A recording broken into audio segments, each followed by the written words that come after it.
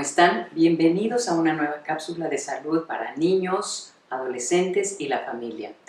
El tema de hoy es, pues miren, suena como romántico, pero es 5 emociones básicas para ser feliz. Yo lo que les digo es, si sabemos manejar estas 5 emociones, pues muy probablemente estaremos más cercanos a esa sensación de plenitud. ¿Por qué? Pues porque a veces las emociones también nos traicionan, ya sea de más, ya sea de menos. Miren, las 5, hay muchísimas emociones, pero estas 5 me parece que son como muy humanas. Una de ellas es la tristeza, otra es la alegría, otra es el miedo, otra es el enojo y otra es el amor. ¿Y para qué sirven? Yo lo que les comento es que si las expectamos y las usamos para lo que sirven, pues muy probablemente vamos a conseguir como esa sensación de estabilidad, esa sensación de estar como en nuestro centro, es decir, que no nos desbalancen tanto, y no es que no las vivamos, ¿no? De alguna manera, empecemos por esta, que es la alegría. Y muchas veces les pregunto, a ver, ¿para qué sirve la alegría? Y me dicen, bueno, pues la alegría es para estar feliz. No, la alegría es para compartir. La alegría es una emoción que va hacia afuera. Es decir, si yo voy a una fiesta, voy a compartir estar con esa fiesta, voy a estar con la gente con la que me gusta estar y voy a estar alegre. De alguna manera es dar y recibir desde la emoción. Pero a mí me toca escuchar, por ejemplo, que algunos de los adolescentes dicen, voy a ir a la fiesta porque va a ir mi ex y quiero ver a ver con quién va. Y claro, llega el ex o la ex con alguien más y los ve muy cariñosos en la fiesta y entonces se va a un rincón a llorar. Para eso no sirve la alegría.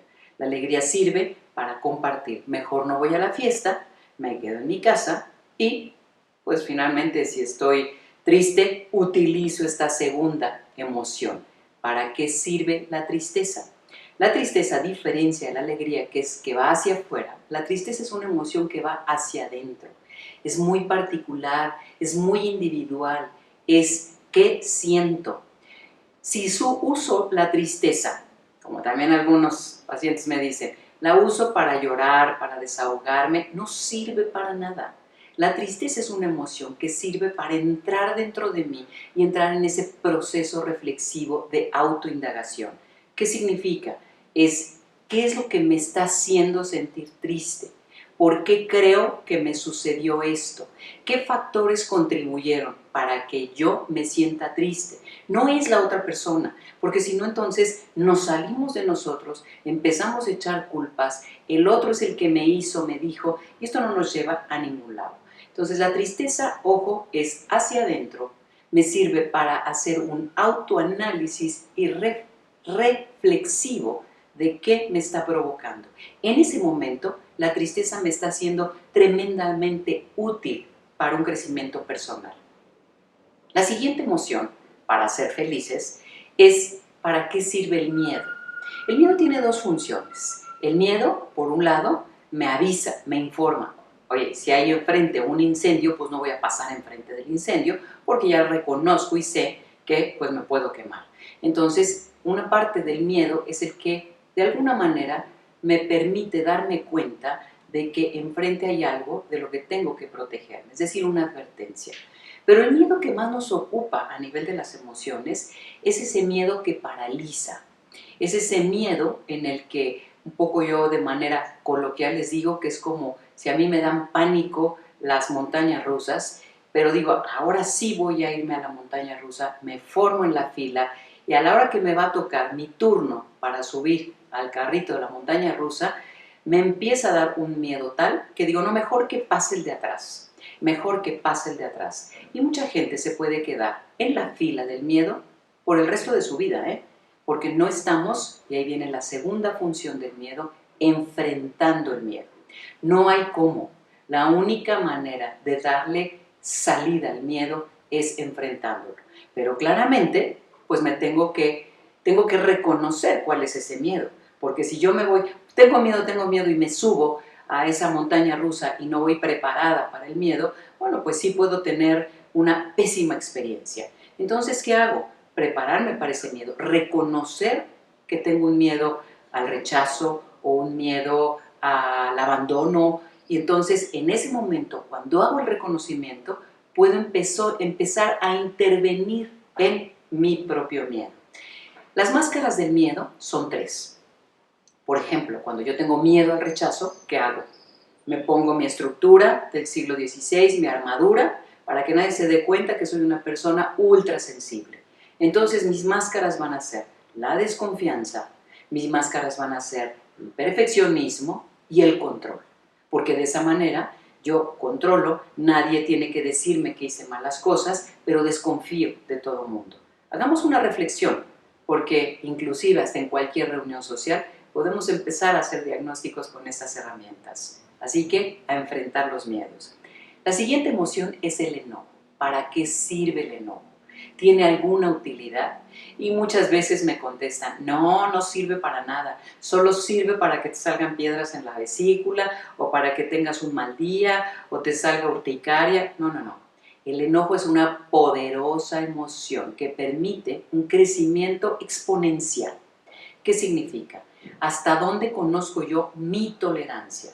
El enojo surge en nosotros cuando reconocemos una injusticia. ¿Qué significa? Significa que si mi jefe me gritoneó, es injusto porque yo sí había hecho el trabajo, pero ese día venía de malas el jefe. Entonces, ojo, primero tengo que hacer un reconocimiento. ¿Qué me enoja? ¿Quién me enoja? Y después hago mi ajuste. No es nada fácil reconocer quién me enoja y qué me enoja.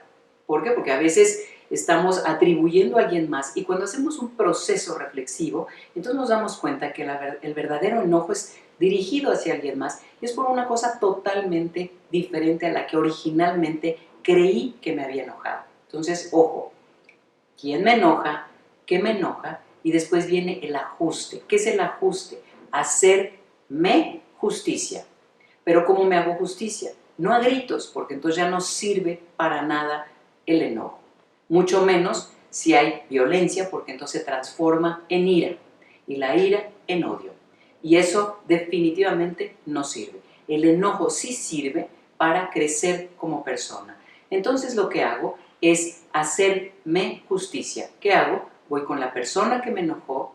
Si detecté que lo que me enojó fue que no me dejó copiar en el examen o que me gritoneó de manera injusta, el ajuste lo hago siempre desde mí. Es decir, fíjate, Lucy, que estoy enojada porque sentí que la manera en cómo fui tratada no correspondía a la acción que yo hubiese querido. Obviamente les estoy poniendo aquí en términos un poco abstractos, pero lo más importante es detectar quién me enojó, qué me enojó y ajustarlo desde mí. Nunca sacando el dedo y echando las culpas. Tú, Lucy, eres la responsable porque me trataste muy mal y fíjate que lo hiciste pésimo, porque entonces eso genera mucho más conflicto. Acuérdense, el enojo sirve para hacerme justicia desde mí. Y la última es el amor. El amor es una emoción que sirve, y siempre me contestan, pues para compartir, para abrazos y besos. No, no, no. El amor es crecimiento. Cuando yo estoy, por ejemplo, en una relación de pareja o cuando estoy con mis hijos, reflejo dónde tiene que crecer otra persona y la persona me refleja dónde tengo que crecer yo. Entonces, ese es un acto de amor. Poner límites y reglas claras a los hijos es un acto de amor, aunque sea a veces difícil. El decirle a mi pareja qué me gusta y qué no me gusta y que la pareja también me retroalimente, eso es un acto de amor. Entonces, fíjense, muy someramente, pero si nosotros podemos manejar, interiorizar, exteriorizar estas 5 emociones, estamos en el canal de la felicidad y de la plenitud. Muchísimas gracias. Suscríbanse, por favor, a este canal. Gracias.